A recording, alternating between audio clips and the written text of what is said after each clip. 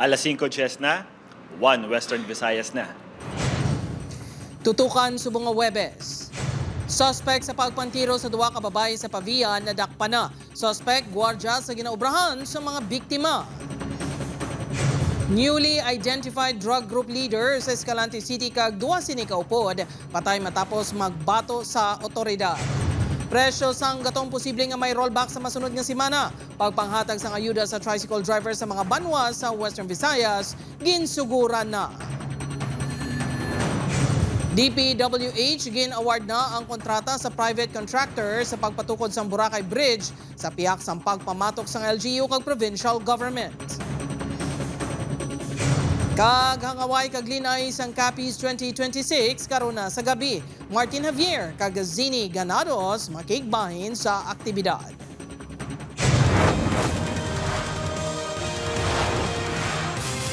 Ini ang GMA Regional TV, 1 Western Visayas.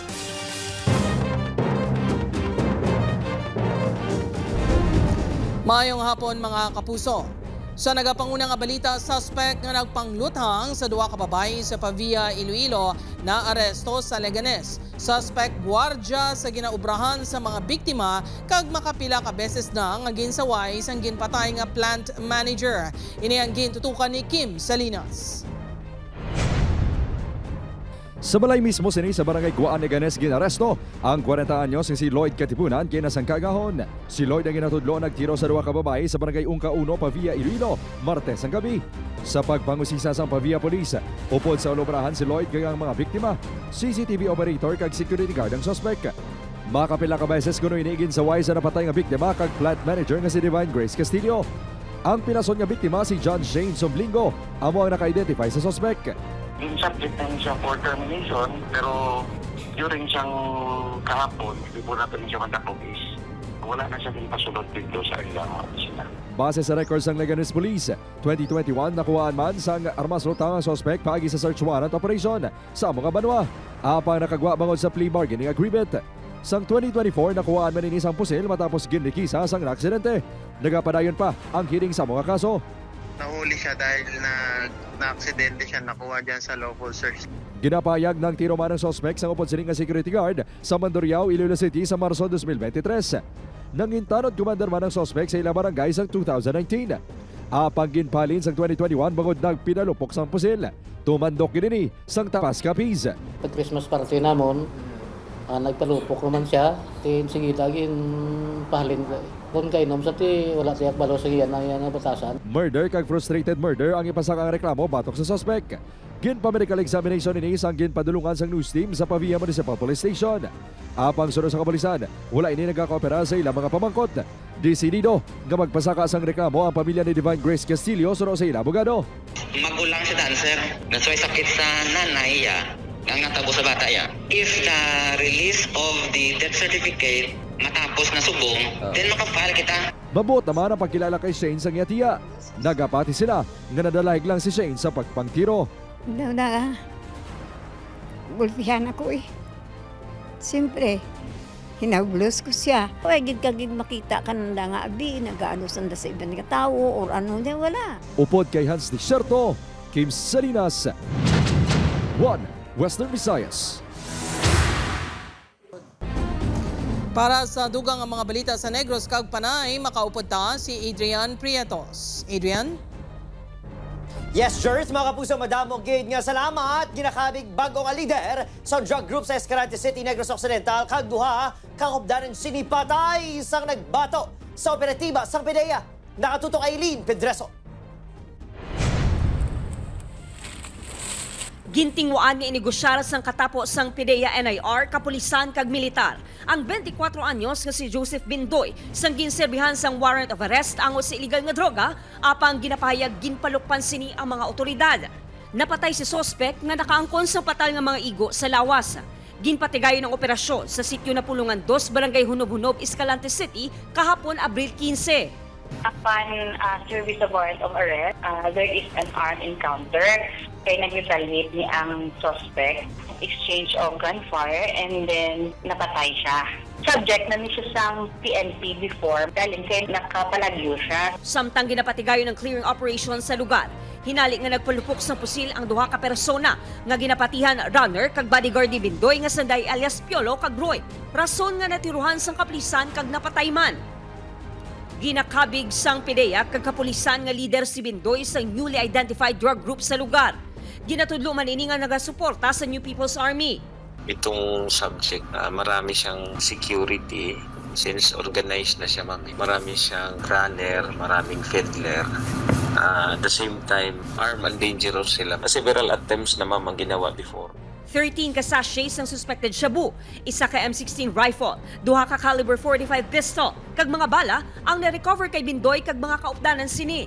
Gina-verify pa sa kapulisan ang impormasyon nga may isa pa kaupod si Bindoy nga napilasan. Aileen Pedreso.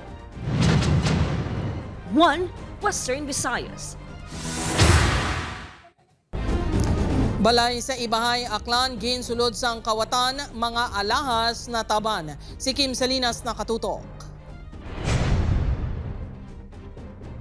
Masobra 1 million pesos nga balor sang alahas ang nataman sang wala pa makilalan nga kawatan sa isa ka balay sa barangay Agbago, Ibahay, Aklan. Natabo ang insidente Martes ang kagahon. Sunod sa Ibahay Police, caretaker sang balay ang nakasapo nga nadula na ang jewelry box ang iamo sa ikaduwa nga panalgan sang balay. Ginapayag nag-agi sa bintana sang balay ang kawatan. Nalak po yung mga pinto, so tinitignan natin is possible dumaan doon sa second floor na bintana. Kasi sira daw po kasi yung lock ng bintana. Wala tayong makitang forced entry sa pintuan. Sa screenshots ang CCTV video sa barangay nga nakuha sang kapulisan, makita ang isa ka persona nga nakabackpack sa guwa sa balay. Ini ang inapatian nga nangawat. Apang ginakumpirmar pa ini sang kapulisan. Ang caretaker na lang ang tao sa balay bangod sa abroad na ang tagiya sang balay. Wala ginadula sang kapulisan ang posibilidad nga inside job ang natabo. Nung nakausap din po kasi natin yung may-ari ng bahay is medyo wala siya doon sa caretaker niya. Yung mga anak niya po kasi may sarili ng bahay sa tabi din po nung main na bahay. Ginatutukan sa kapulisan na posibilidad nga naprenda na sa mga jewelry shop ang kinawatan nga mga alahas.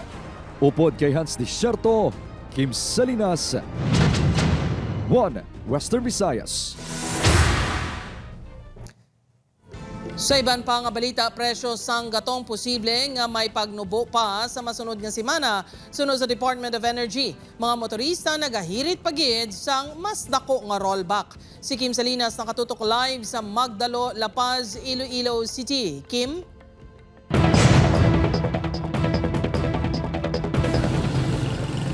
Jert Davao sa cash relief assistance dako nga bulig para sa mga motorista kung magnubo ang presyo sang gatong galiila ginakalipay ang ginapaabot nga oil price rollback sa masunod nga semana. Suno kay Energy Secretary Sharon Garin, 5 ka adlaw antes ipatuman ang bagong nga presyo anay sang gatong ang ginakalculate sang DOE agud mahibuluan kung maga-rollback o kon price hike.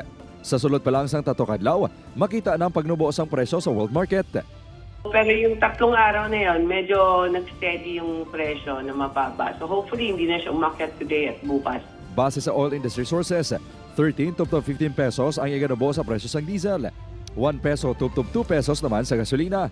Kung sa 200 pesos lang ang budget sa mga tricycle driver nga sa Daynel, kag Eugenio sa gatong para sa sakadlaw nga pagbiyahe, subong nagdoble na. Mayata na kung ano kaya hanggang ang kita naman sa gasolina mo. Mas bintay. Pabor na sa hamon ng mga driver. Ang mga importante, balik sa normal para nga balik man ang pamasahe sa normal. Nagapasalamat naman ang taxi driver nga si Naldo bangot hindi na kuno ini masort kung madayon ang rollback. Mayugid nga balitay, tani tuloy-tuloy na para nga magmagaan man balang pagbiyahe namon kay kamalgi katama. Samtang nagsugod na ang pagpanghatag sang 5,000 pesos nga cash relief assistance sa 47,000 ka tricycle drivers sa mga kabanwahanan sa Western Visayas. Isa sa mga masobra 2,000 ka driver sa payout venue sa Barotac Nuevo, si Jad na nagikan sa Banwa sa Numangas. Akada ko man sa mga pamilya namon, bakal kami gasolina, makabakal kami sa sulod balay namon. We target na by next week hanggang Thursday lang payout. Kasi ma-start naman din kami sa other sector, PUG, and daw pa sektor nga waiting. Samtang 450 naman ka mangunguma kag manungpangisda sa Iloilo City ang nakabaton sang 2,325 pesos nga presidential assistance subong adlaw. Sunod sa Department of Agriculture 6, 329,000 ka rice and corn farmers, 12,500 nga sugarcane farmers, kag 38,000 naman ka manungpangisda ang target mahatagan sa assistance sa Western Visayas antes matapos ang Abril.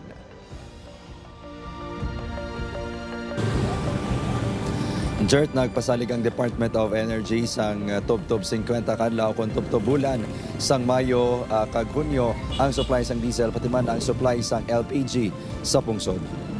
Jert. Madamo gate nga salamat sa detalye Kim Salinas.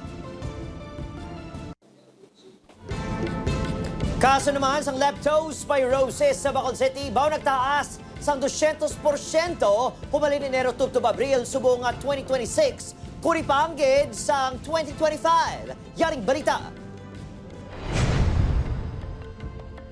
Naka-record sang 4 ka kaso sang leptospirosis kag isa ka napatay ang Bacolod City Health Office humalin Enero tubtob Abril 4 sa nagligad nga 2025. Sa pareho nga period subong 2026, 13 na kakasong na record kag 3 nang napatay. 200% ang ginsaka sang kaso sa leptospirosis sa syudad kung ikumpara sa nagliligad nga tuig.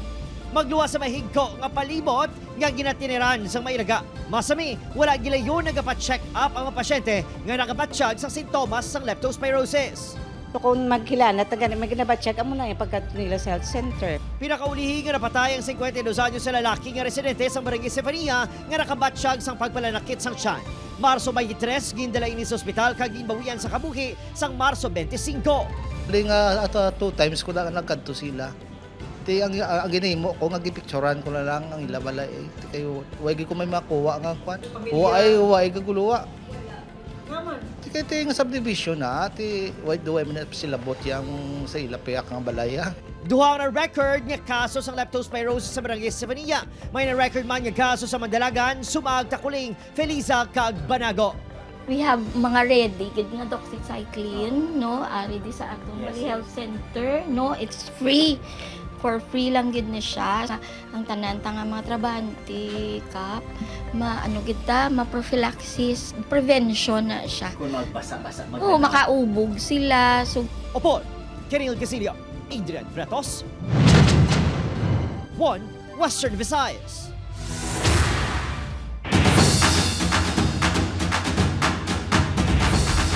Exciting mga puso, karon na sa gabi, mahibaluan kung sino ang pagkakoronahan bilang hangaway kag linay sang Capiz 2026. Subong tuig 15 ka hangaway kag 16 ka linay ang magakita sang ang magapakita sa ila kaambong kag kagayon.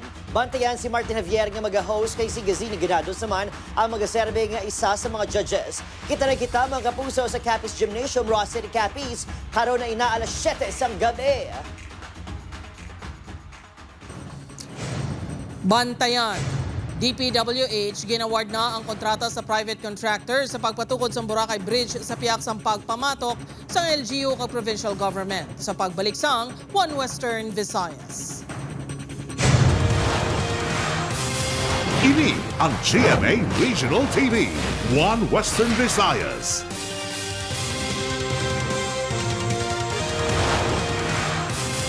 Ini ang GMA Regional TV, One Western Visayas. Mga kapuso provincial government sang Aklan gin kakibot ang pag-award sa DPWH sang kontrata para ipatindog ang taytay nga mag-aangot sa mainland sang Malay kag isla sang Boracay. Si John Sala nakatutok. Yara na sa kabot sa isa ka pribado nga kompanya ang kontrata nagikan sa Department of Public Works and Highways para sa 7.78 billion pesos nga Boracay Bridge Project. Ini sa piyak sa pagpamatok sang Malay LGU, Aklan Provincial Government kag nanari-sari nga stakeholders sa Malay. Sang Marso 12 nagpasar sang resolusyon na sang ang bayan sang Malay nga nagapamatok sa proyekto. Lakip sa ilang mga concern ang issue sang environment kag overdevelopment. Sa piyak sini nagpanindugan si DPWH Secretary Vince Dizon nga bastante sa public consultation ang ahensya kag kontraktor. I was informed that consultations were done both by in the past. Ang provincial government sang Aklan, ginkakibot ang nagintikang sang DPWH. Sunod sa provincial administrator, hindi matuod nga may husto nga public consultation nga ginhimo. Bisan ang sangguniang panlalawigan ng may resolusyon man nga kontra sa proyekto. Patawag lang meeting, papirmahon, tapos ipagawa na nila nga public hearing. Apang nagpasalig si Dizon nga kung anuman ang mga ginakakulbaan sa mga stakeholder. Sabto ni anay sang kontraktor antes magpadayon. We are assuring the residents there and the stakeholders that whatever grievances they have and whatever their concerns, ang sinabi ko sa all of those concerns need to be addressed and all those concerns need to be satisfied. but we're still considering other legal options kung paano pa mapalabangkan ini nga project. Ang proyektong kabahin sa Public-Private Partnership Programs ang gobyerno. Upod kay Cirilo Renduque, John Sala. 1 Western Visayas.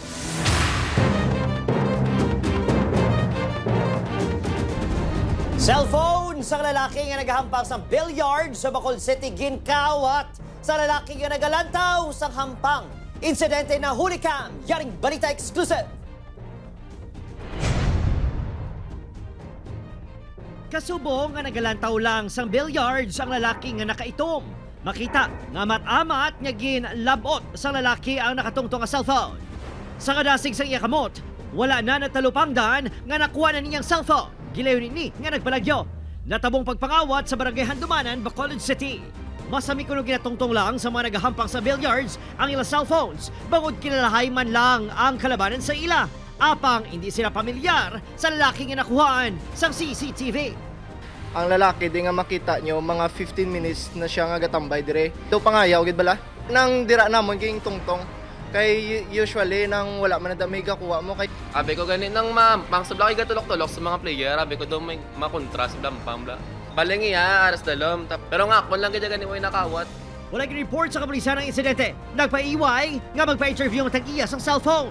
Liwat nga nagpahanumdom ang Bacolod City Police sa mga nabiktima sa kawatan nga gilayon i-report sa kapulisan ang insidente. Kinapost nila sa Facebook pala sa gapal sang actual ng complaints. Kung hindi tanin sila makailan sang kaso, ginapabayan sa mga streets nato nga gatibtiyong yapon.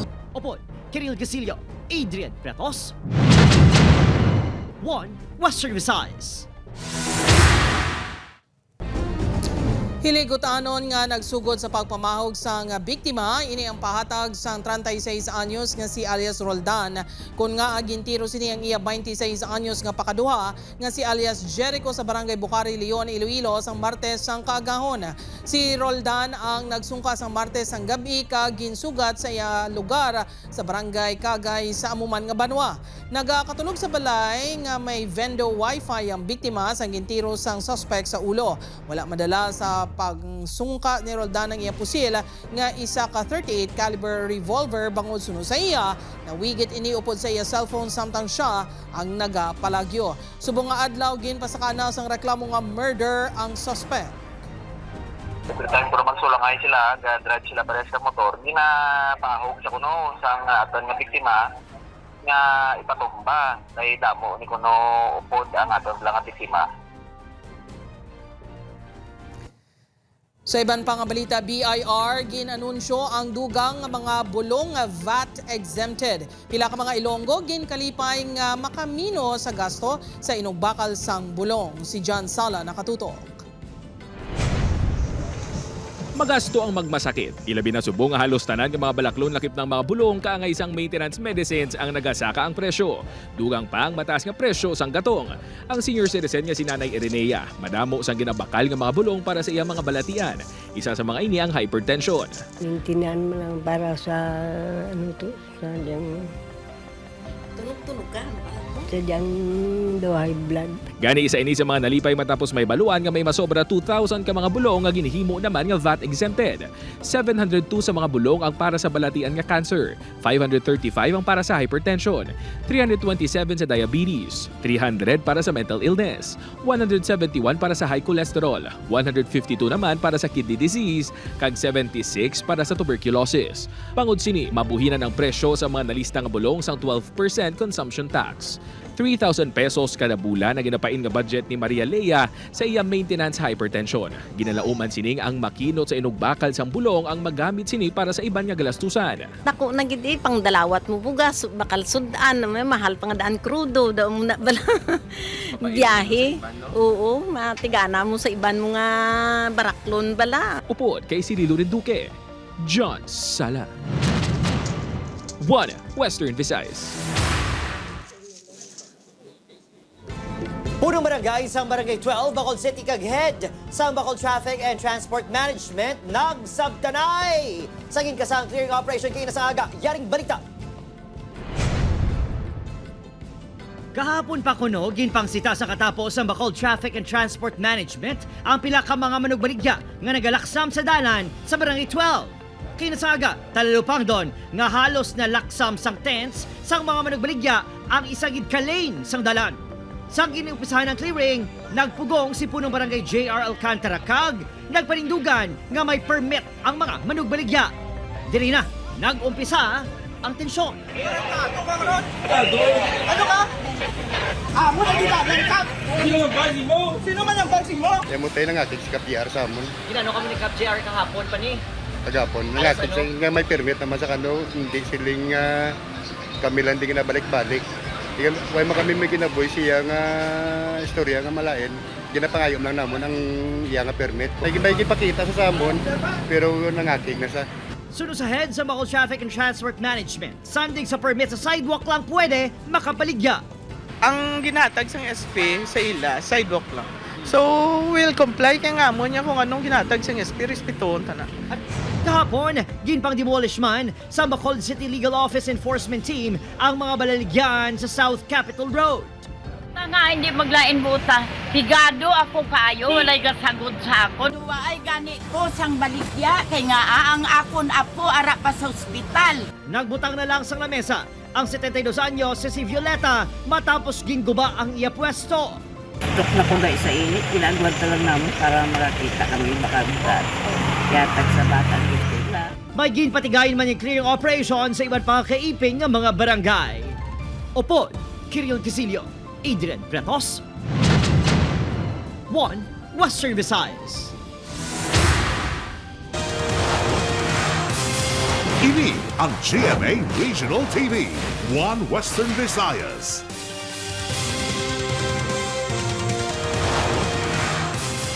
Ini ang GMA Regional TV, 1 Western Visayas.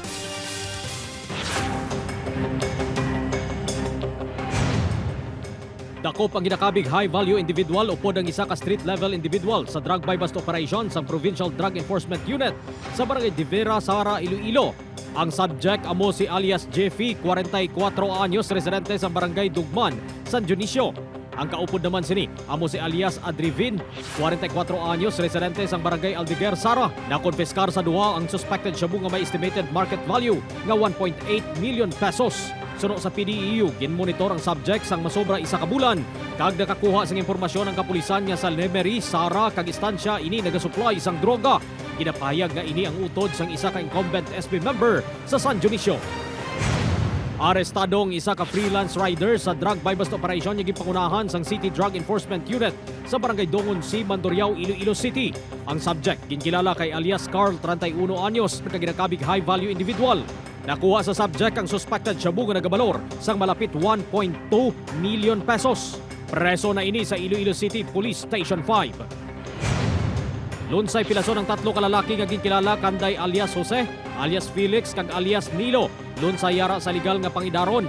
Matapos ginpagbuno sang suspect nga si alias Nick sa barangay Agtaguay, Dao, Capiz.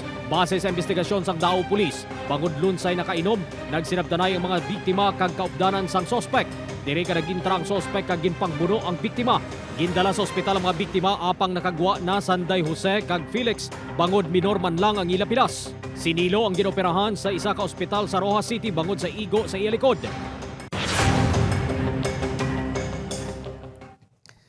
Mga kapuso, gin-issuehan sang show cause order sang Land Transportation Office 6 si Anay Kalinog Mayor Salvador de Vinagracia Jr. tuhoy sa pagbunggo sining ginkamatayon sang lalaki nga biktima sa New Lucena sang Marso 15. Isa pa ka lalaki nga nakamotor na bungguan sini malapit sa Ungka flyover. Ginatagan ini sang 5 ka adlaw para magpaathag. Posible nga ma-revoke ang iya driver's license. Nagpasalig ang LTO6 sang patas nga investigasyon. Mga kapuso, pilas sa nawalang kamot ang naangkon sang 53 anyos nga job hire employee sang Mambusaw LGU matapos ginpaarakan tiro sang wala nakilalaan nga suspect sa barangay Bating, Mambusaw, Capiz sang Abril 10, Biyernes sang gabi. Sunod sa Mambusaw Police, nagasakay sa motorsiklo ang biktima sang gintiro. 18 ka slugs sang ginapatian M16 rifle ang na-recover sa crime scene. Ginapadalman pa ang motibo sa pagpanglutang. Samtang sa amuman nga gabi kag barangay na napuhag ang mag-asawa sang ginabuyan sang wala pa nahibalawan nga eksplosibo ang garden sang ilabalay. Sunod sa kapulisan, maswerte nga malayo ang mag-asawa sa lugar sa diin ginaboy ang eksplosibo. Wala ang mga ini na samaran. Daan nga hiligutanon ang ginatutukan nga motibo. May natumundaman nga person of interest ang kapulisan. Intuyog ini ang biktima sining suspetsado galing considering nga ang offense dito is mataas, so posibleng wala matansya masyado no sa suspetsado ang iyang paghaboy.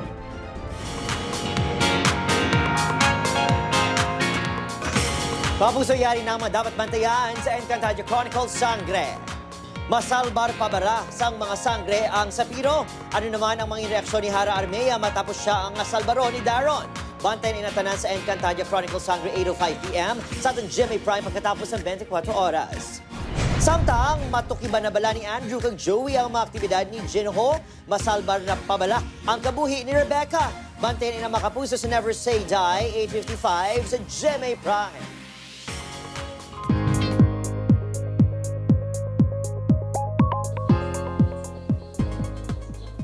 Mga puso, mabasyagan ang init kag mapang at tiyempo sa dakong abahin sang pungsod. Wala sa malaing tiyempo nga ginamonitor subong ang pag-asa magluwas sa Typhoon Sinlaku nga yara sa guwa sang Paracon Philippine Area of Responsibility. Nagapadayon ni epekto sang ridge sa high pressure area sa Northern Luzon samtang easterlies naman sa gihapon ang naga-exister sa nabiling abahin sang pungsod. Sa datos sang Metro Weather, manubong chances sang ulan sa Western Visayas, pati man sa Negros Island Region, magluwas lang sa ibang nga bahin sang Antique kag Negros Oriental.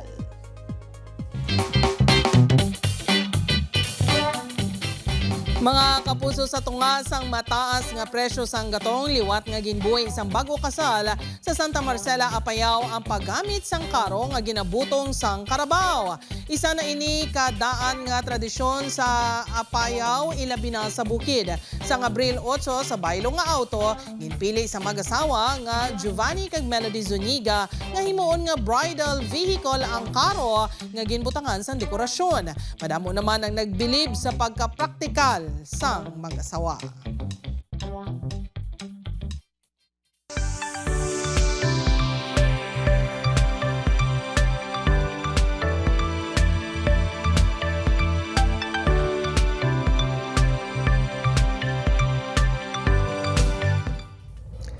Kagina ang mga pinakadalako kag pinakaulihing nga balita sa Western Visayas kag Negros Occidental. Madamo gid nga salamat sa mga kapuso naton kag sa kapuso naton sa abroad.